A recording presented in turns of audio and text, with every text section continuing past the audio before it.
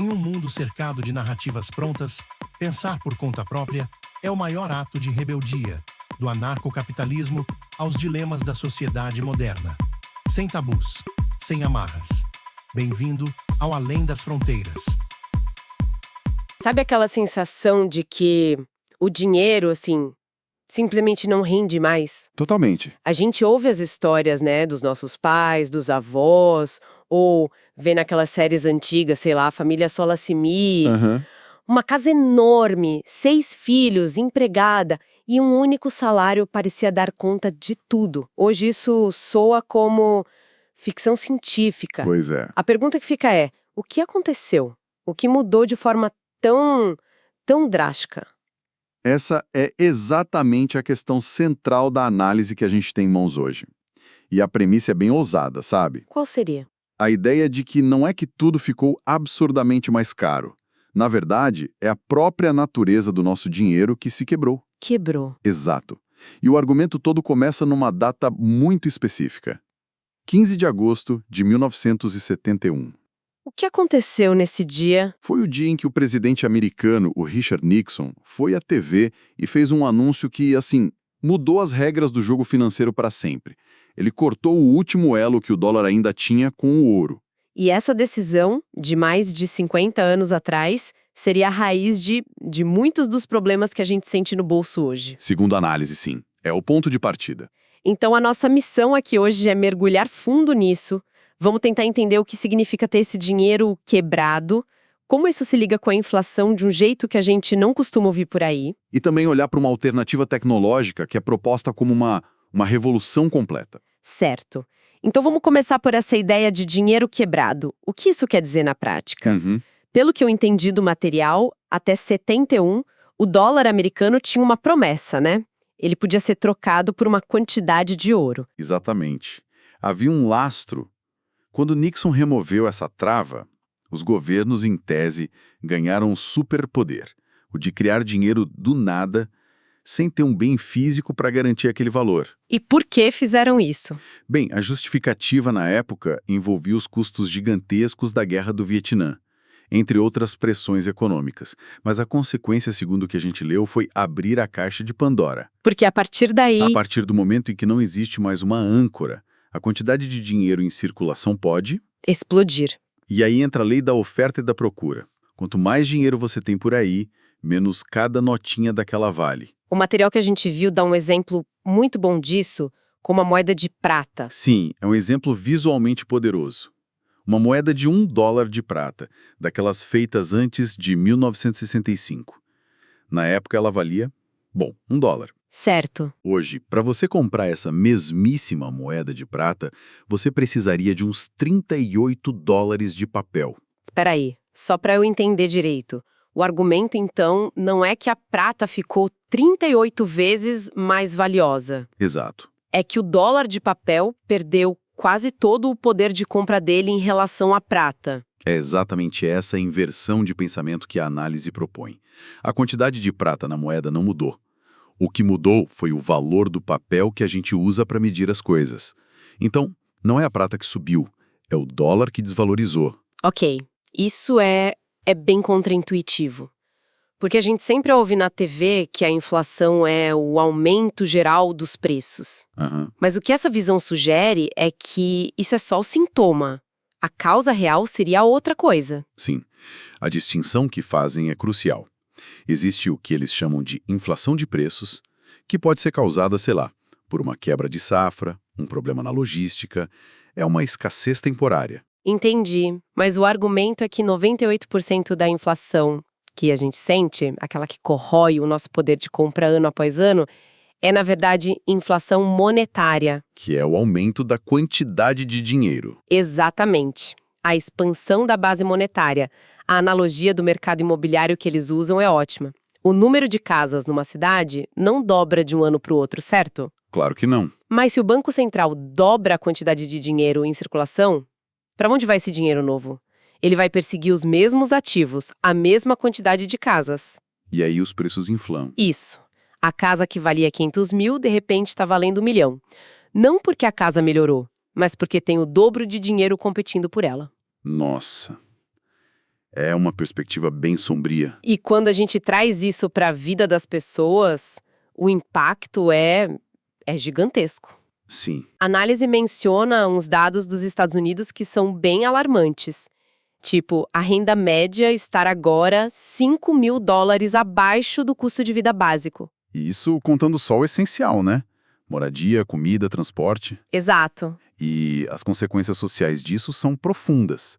Famílias com duas rendas não mais por escolha, mas por pura necessidade. Pessoas com 2, 3 empregos. E talvez o mais preocupante, toda uma geração adiando ou até desistindo de planos de vida, sabe?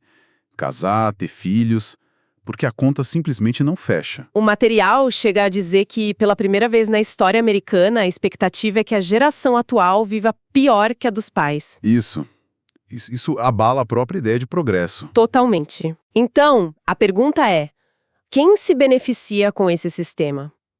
A análise aponta para uma conclusão bem polêmica, que isso não é um acidente, mas um sistema meio que desenhado para concentrar riqueza. A crítica é que quem tem acesso primeiro a esse dinheiro novo que é criado, grandes bancos e instituições financeiras, consegue comprar ativos antes que os preços subam. Enquanto a gente, a classe trabalhadora, que recebe o dinheiro por último, como salário, já pega ele desvalorizado. Exatamente. O resultado, segundo a descrição, é um ciclo de endividamento, uma espécie de escravidão por dívida moderna. Essa é a crítica central. Que o sistema incentiva a dívida, não a poupança, e transfere riqueza de forma silenciosa de quem trabalha para quem já tem o capital. Diante desse diagnóstico todo, a análise apresenta uma alternativa.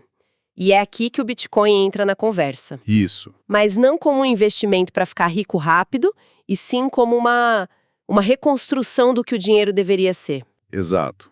Os pilares seriam descentralização, oferta finita e verificável. E a característica mais importante é essa da oferta limitada, né? Sem dúvida. Serão criados, no máximo, 21 milhões de bitcoins. E ponto final. Esse número está escrito no código. Nenhum governo, nenhum CEO pode mudar isso. O que é o oposto total das moedas que a gente usa hoje. Completamente oposto. É a base do conceito de dinheiro sólido, ou sound money. A origem desse termo é interessante. É fascinante.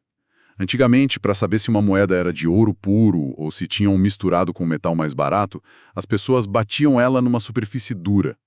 A moeda de ouro puro emitia um som claro, sólido. E a moeda batizada? Tinha um som diferente. O Bitcoin seria então a versão digital desse teste de pureza. Certo, essa ideia do dinheiro sólido é central, mas o material tem que lidar com a crítica mais óbvia a isso, que é a volatilidade do preço, né? Com certeza. Como algo que pode cair 30% numa semana, pode ser considerado uma reserva de valor confiável. Como a análise aborda isso? Esse é um ponto central do debate. A defesa apresentada é que essa volatilidade é uma dor de crescimento. É uma característica de uma tecnologia nova que ainda está sendo adotada globalmente. Como assim? A analogia que usam é a de um barquinho num oceano. Qualquer ondinha parece uma tempestade.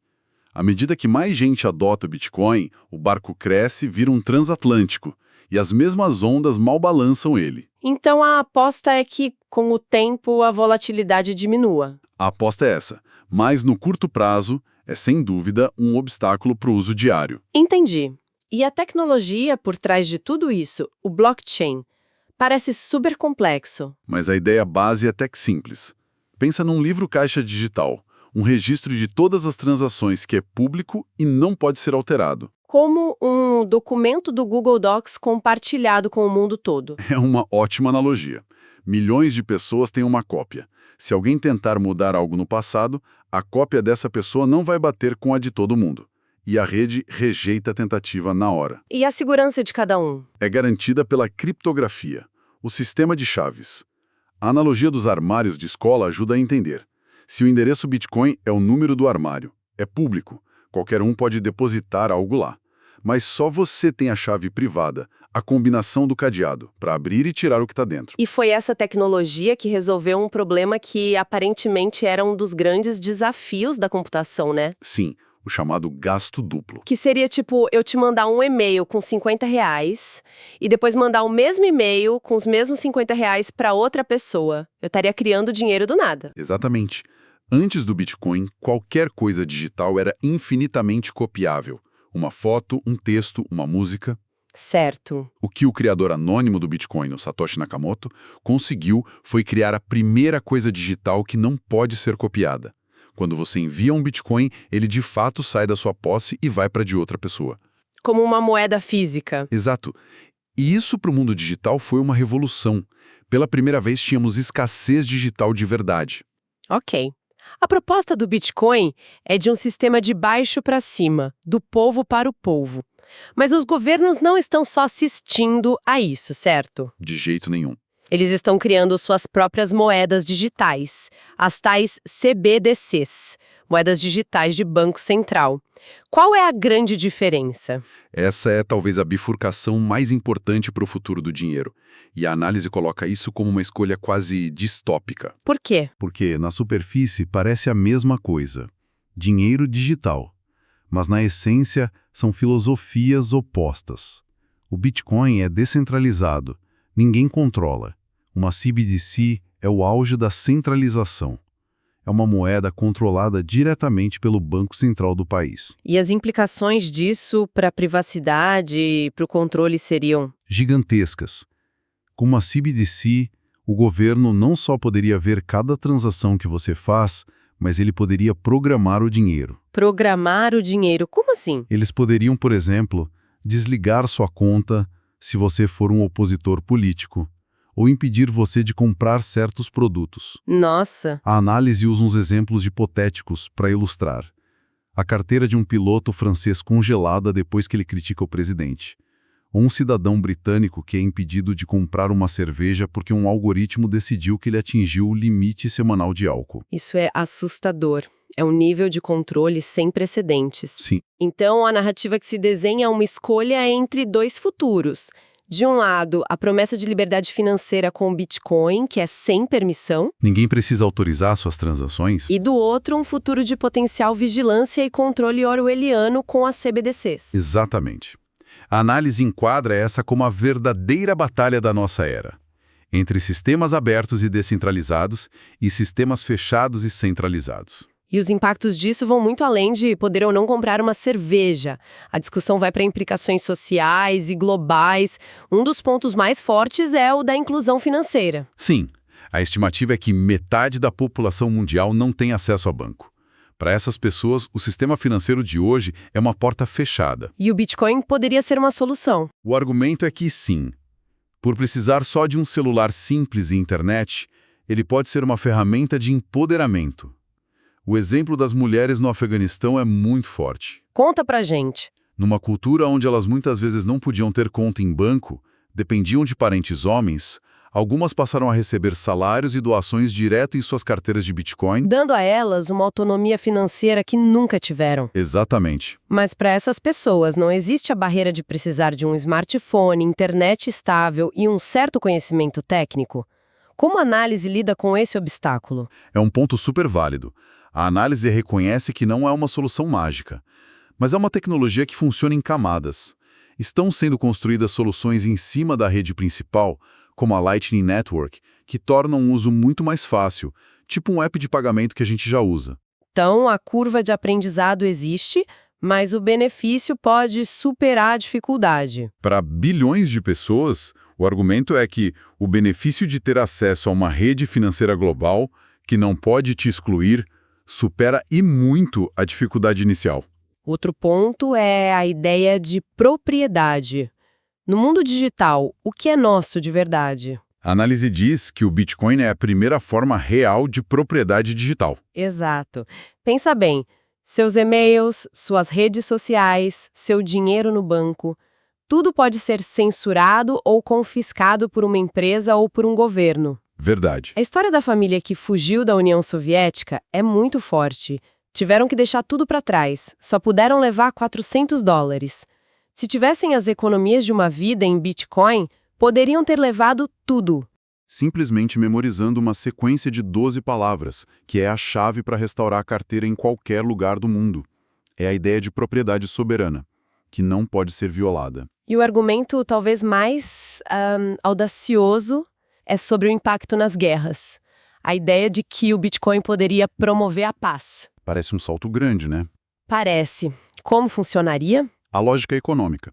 A análise argumenta que o sistema de dinheiro fiduciário, onde governos podem imprimir dinheiro, é o que financia as grandes guerras modernas. Porque a inflação funciona como um imposto invisível? Exato. Um imposto que ninguém aprovou para pagar por conflitos. Num padrão Bitcoin, o governo não pode criar dinheiro. Ele teria que financiar uma guerra de forma transparente. Aumentando impostos ou pedindo doações. O que é politicamente muito mais difícil e impopular. Tornaria as guerras muito mais caras e, portanto, menos prováveis. É uma teoria, entanto, e a discussão não para na economia, né? Ela vai para um campo ético, até espiritual. Sim, essa parte da análise é bem interessante. Ela busca paralelos entre os princípios do Bitcoin e valores de várias religiões. Tipo o quê? No judaísmo, conectam a imutabilidade do blockchain com a corrente de transmissão do conhecimento.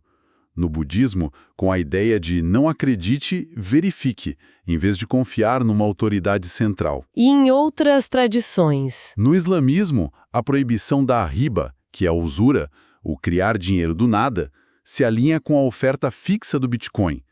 E no cristianismo, a crítica a pesos e medidas desonestas é vista como uma crítica a uma moeda que pode ser manipulada. O fio condutor em tudo isso parece ser a busca por verdade, justiça, regras iguais para todos. Que estariam no código do Bitcoin e que ressoam com valores morais universais. A ideia é de um sistema baseado em capital próprio, não em dívida. E que poderia unificar pessoas de espectros políticos diferentes em torno de um conjunto de regras neutras matemáticas. Que ninguém pode alterar. A proposta de um campo de jogo nivelado para todo mundo. Então, para resumir, a gente tem o retrato de um sistema financeiro atual, descrito como falho, que desvaloriza nosso trabalho e nossa poupança. E do outro lado, o Bitcoin é apresentado como essa alternativa radical, baseada em descentralização, transparência e regras que não mudam. Exatamente. A escolha fundamental que o material apresenta é essa. Entre um futuro de controle e vigilância, simbolizado pelas CBDCs, e um futuro que busca o empoderamento individual e a liberdade financeira. E, para a gente terminar, fica uma reflexão. O material que a gente analisou apresenta um sistema onde o dinheiro é baseado em regras matemáticas, não em decisões políticas. Se o dinheiro pudesse se separar do Estado, de um jeito parecido com a separação entre igreja e Estado, que outros aspectos fundamentais da nossa sociedade poderiam mudar? Ficamos por aqui. Que essas ideias te acompanhem além dos fones e inspirem novos questionamentos no seu dia. Se fez sentido para você, compartilhe este episódio e volte para continuar pensando com liberdade.